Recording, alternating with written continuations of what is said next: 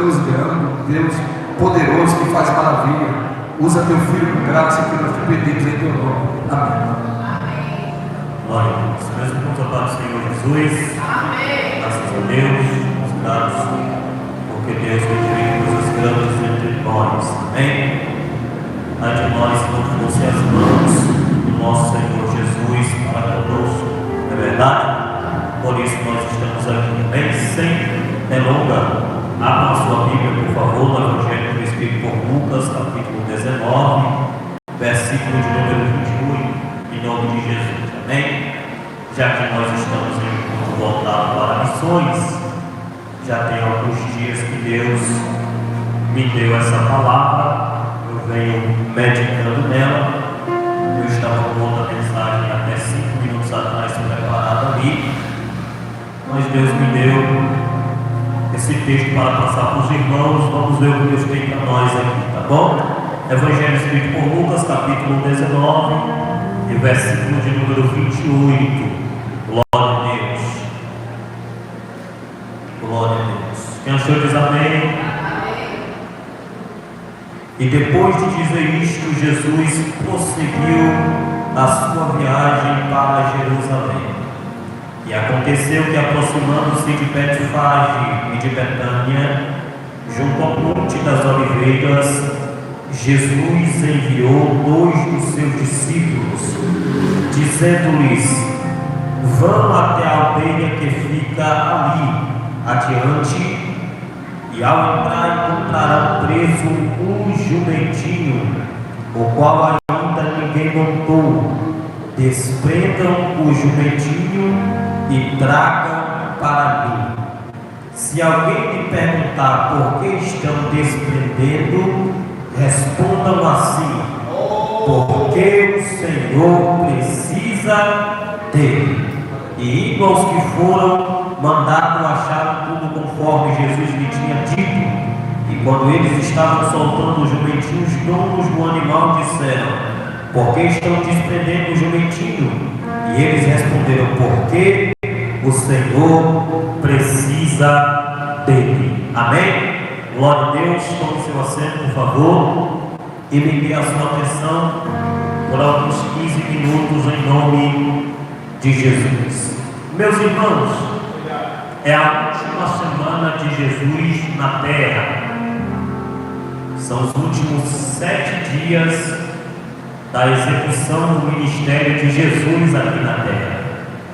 Alguns nos dão o relatório de como foram os últimos dias de Jesus, os últimos 7 dias, por onde ele passou, aonde ele foi, o que ele realizou.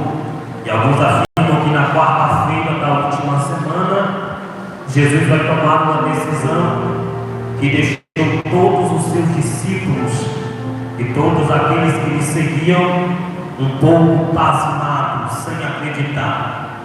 Porque a atitude que Jesus toma aqui é de entrar em uma cidade chamada Jericó. E essa Jericó que tem no texto aqui é uma Jericó amaldiçoada. Essa maldição que foi lançada sobre Jericó foi desde o Antigo Testamento.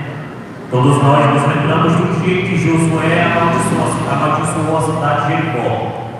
Então, já que Jericó é uma cidade amaldiçoada, ninguém tem coragem de entrar. Nenhum judeu tem coragem de passar nem sequer nas portas da cidade de Jericó, porque entende que há uma maldição sobre a cidade, e todos que entram sobre aquela cidade também ficam debaixo dessa maldição. Jesus não podia entrar em Jericó por alguns motivos. Primeiro, pelo fato de ser um judeu, e os judeus seguem à risca as leis que eram estabelecidas para eles. E uma das leis que eram estabelecidas para os judeus é: entrou em uma cidade amaldiçoada, não saia de lá, até que alguém lhe chame pelo nome e quebre a maldição que está sobre a sua vida. Além de ser um judeu, Jesus também era um nazireu.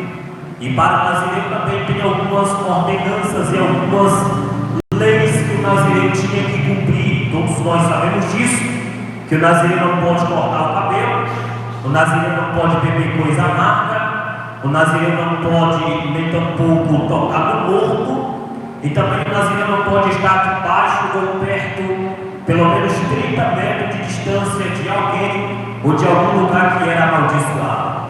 Quando a multidão que seguia Jesus viu Jesus na sua última quarta-feira aqui na terra, se aproximando da cidade de Jericó, todo mundo parou e começou a observar aquilo que Jesus estava fazendo naquele dia. E o interessante aqui é que nós aprendemos algumas lições neste dia. A primeira lição que nós aprendemos é que uma multidão seguia Jesus dentro de Jericó, mas só 2 foram abençoados.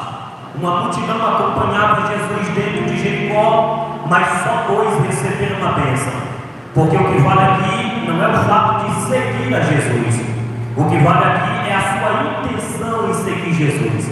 Quando Jesus entra em Jericó, o cego chamado Bartimeu estava mendigando. Aí a Bíblia diz que Jesus devolve a visão para Bartimeu.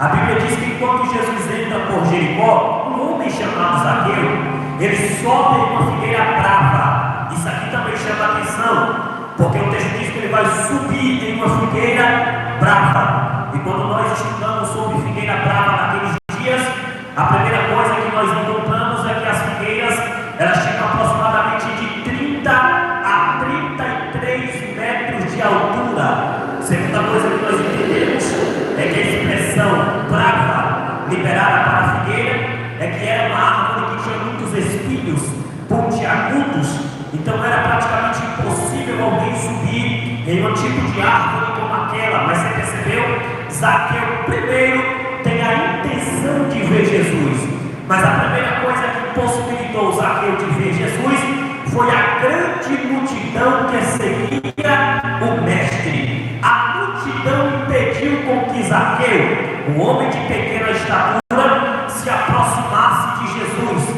A segunda coisa que possibilita Zaqueu de ver Jesus é a sua altura. E a terceira coisa que possibilita Zaqueu de ver Jesus é porque Zaqueu era um publicano, era um cobrador de impostos. E todos nós sabemos que o principal inimigo de um judeu eram os publicanos, eram os cobradores de impostos.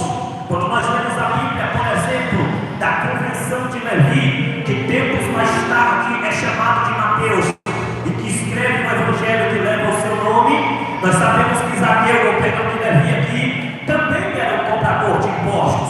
E quando Jesus vai para a casa de Levi para almoçar com ele, uma briga se forma na mesa da casa de Levi, porque os escribas e fariseus começaram a questionar Jesus. Porque um homem que se diz ser santo, que se diz ser um Messias, vai sentar-se na mesa de um pecador para se alimentar com ele? Aí a Bíblia diz que Jesus se levanta, olha para a multidão que ali estava e faz a seguinte pergunta: na sua opinião, quem é que precisa de remédio? Quem é que precisa de médico? Os sãos ou os doentes? Aí alguém se levanta na mesma hora e diz: Senhor, lógico que quem precisa de médico e quem precisa de remédio são os doentes. Aí o texto diz que Jesus olhou para a multidão e disse: esse Levi, que vocês estão assentados aqui na mesa dele, ele é como um doente e ele precisa de remédio, ele precisa ser curado. É por isso que no capítulo de número 7 nós vamos encontrar Mateus fazendo uma declaração muito impressionante. E você percebeu? O capítulo de número 7 do evangelho escrito por Mateus não tem o evangelho que foi escrito por Lucas, não tem o evangelho que foi escrito por Marcos, e também não tem o evangelho que foi escrito por João, porque o capítulo 7 de Mateus é o desabafo que ele vai fazer a respeito da sua vida. Não julgueis, para que não sejam julgados. Agora olha que interessante, quando Jesus recebeu Levi na sua casa, ou melhor, quando Levi recebeu Jesus na sua casa, o texto diz que ele vai se desfazer de todos os seus bens, de todas as suas alfândegas, ele vai dar um cabo de tudo aquilo que ele tinha para seguir a Jesus. Agora olha que interessante, Zaqueu aqui era um publicano e todo mundo tinha raiva de Zaqueu, porque ele roubava, ele defraudava, e isso não sou eu quem estou dizendo, ele mesmo diz, porque quando ele sobe na figueira na intenção de ver Jesus, Jesus já havia lhe visto primeiro, porque quando ele está lá em cima, Jesus vai para cima da figueira e libera uma palavra dizendo: Zaqueu, desça depressa, porque hoje me convém pousar na sua casa. nunca saiu da memória de Zaqueu. Esse culto foi extraordinário.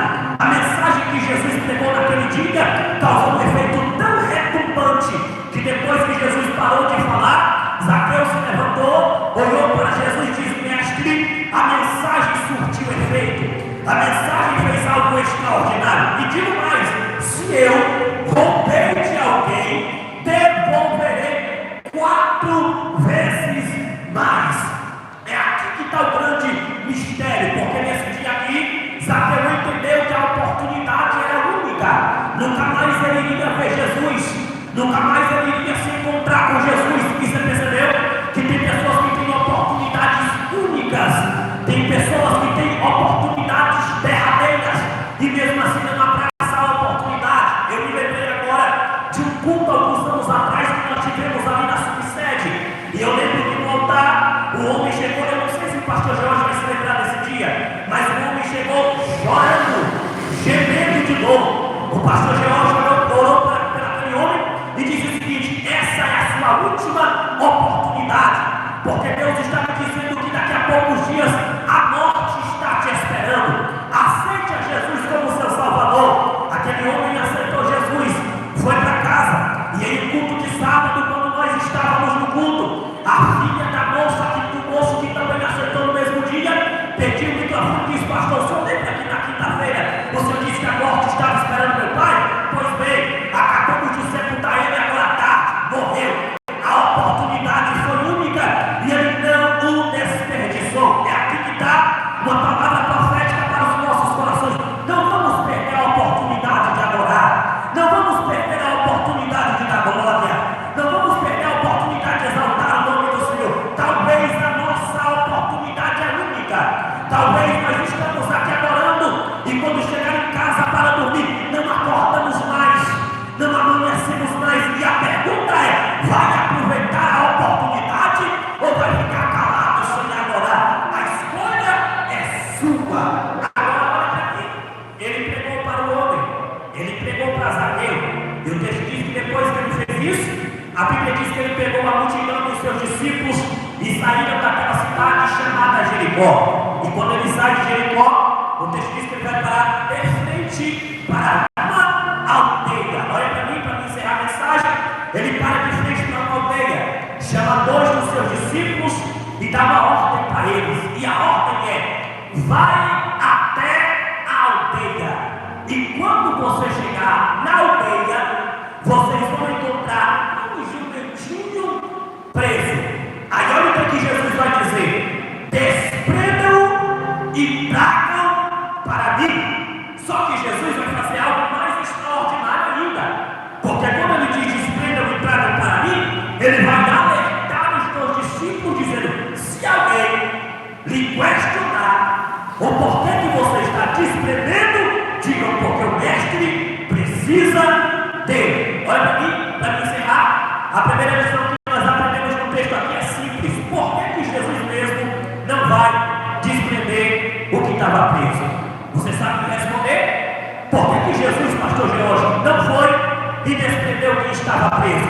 Mas o texto diz que ele deu uma ordem para os discípulos. Olha para mim, para você entender isso aqui, porque tem coisas que não é obrigação de Jesus, tem coisas que é obrigação dos discípulos. A missionária Juliana já entendeu isso aqui. Tem coisas que não é para Jesus fazer, e você vai entender onde eu quero chegar. Nós estamos em culto de missões, e você percebeu que fazer missões não é obrigação de Jesus, porque ele já fez a sua obra missionária, mas ir atrás é obrigação dos discípulos. Vai e desprende.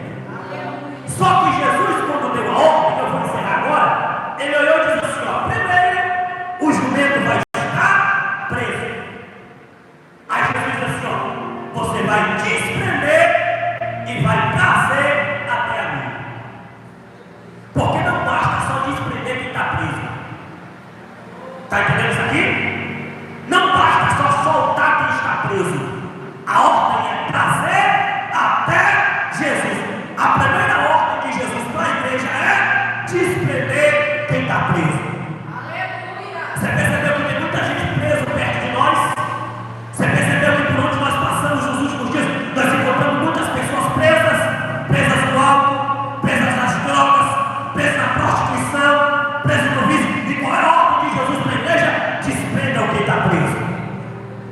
E por incrível que pareça, a igreja não está mais desprendendo quem está preso.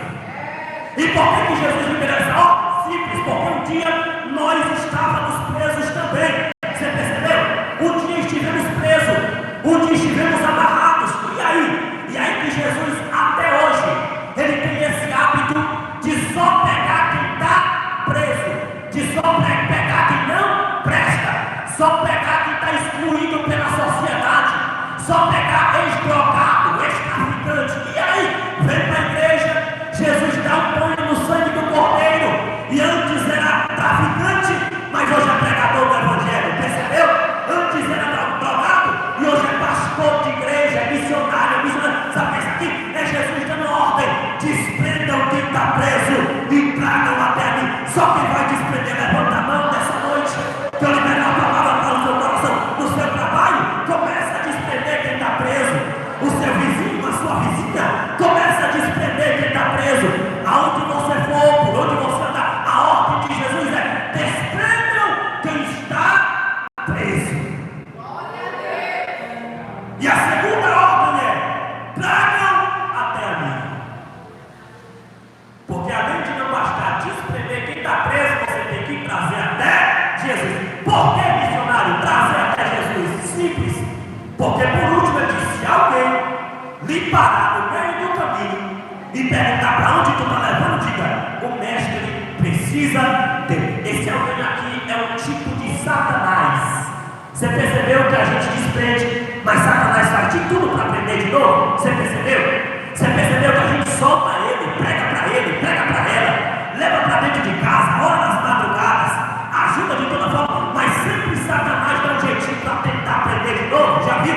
Eu conheço pessoas, e você também conhece alguém que já foi solto pelos céus, já foi solto pelo Espírito Santo, já foi solto pelo Evangelho, mas hoje está preso de novo. Voltou para as drogas, voltou para o crime, voltou para o álcool, voltou para a prostituição. Sabe isso aqui? É o diabo que trabalhou de todas as formas e prendeu de novo. É por isso que Jesus está dizendo: desprendam e tragam até a mim. Olha para mim, deixa eu te contar. Eu me lembro que alguns dias atrás, quando eu estava na Bahia por esses dias, eu tenho uma amiga de infância, crescemos juntos, brincamos juntos, crescemos todo mundo no mesmo lugar. E alguns dias atrás, lá na Bahia, todos os dias eu tinha o hábito de ir na casa do meu tio que morava do outro lado, todo mundo cresceu junto. E aí quando eu cheguei lá, eu encontrei essa menina chorando, porque é mãe de 2 filhos e o marido está preso, quase 40 anos de cadeia. E a menina estava chorando, meu tio conversando com ela,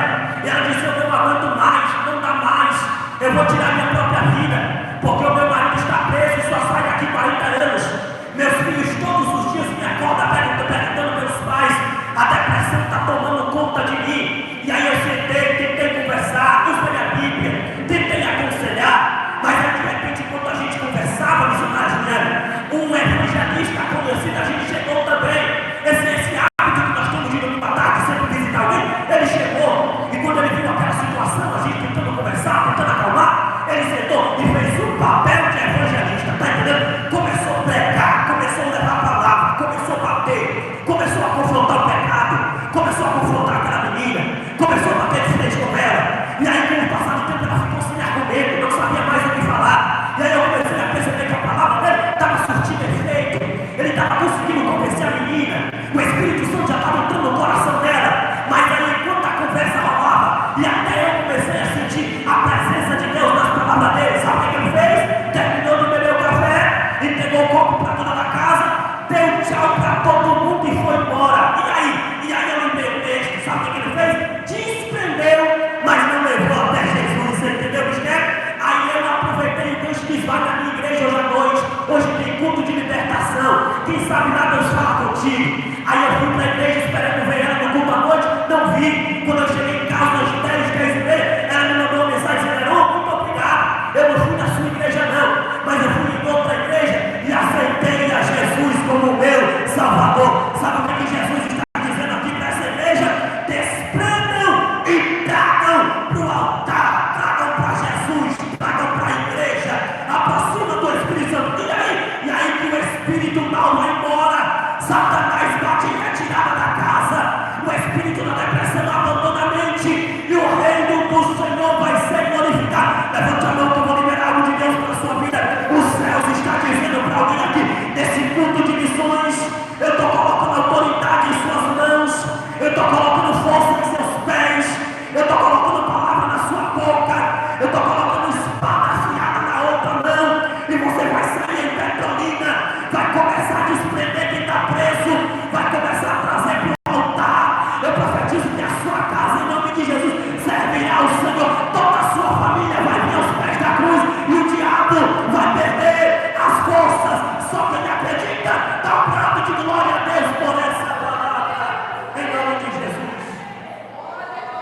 E se alguém me perguntar, digam: o mestre precisa deles.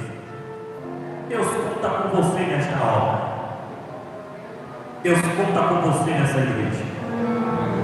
Sozinho nós não podemos fazer nada. Deus conta com, Ele precisa de nós. Ele precisa para essa obra. Tem gente que diz: mas Deus não precisa de nós. Se nós não pregar, quem é que vai pregar? Ele precisa de mim, Ele precisa de você para irmos e fazermos missões. Só que tem um detalhe no texto que encerra agora, lhe prometo. Quando os discípulos levaram o jumento preso até Jesus, a Bíblia diz que um mistério vai acontecer.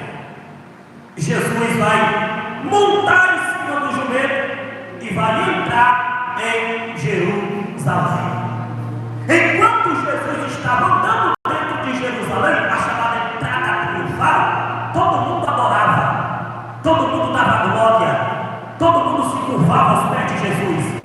Mas quando Jesus chegou no final, Jesus desceu do jumento e o jumento voltou para onde ele estava. Sabe por quê? Porque a glória de Jesus na nossa vida é só enquanto ele estiver em cima de nós.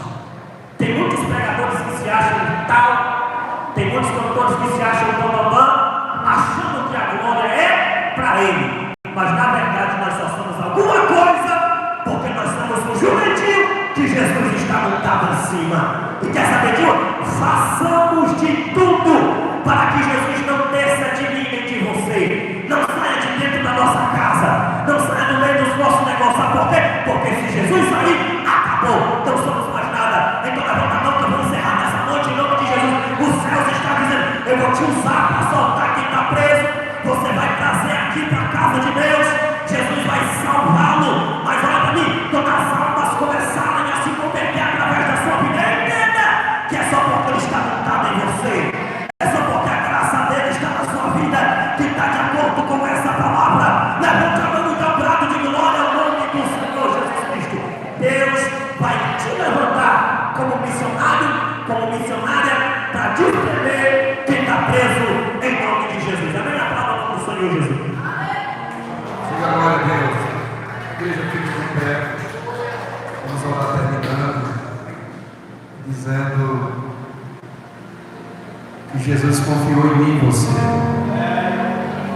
E nós estamos parados. Nós estamos cobrando muito dele e não fazendo nada. Não prega, não evangeliza, não fazemos nada, irmão. Só temos a igreja como porta de bênção. Mas vamos aproveitar a oportunidade de fazer a obra de Jesus, amém? Venha alguém para Jesus convidar a igreja para a gente dar continuidade à obra de Deus. Às vezes nós estamos dentro de casa,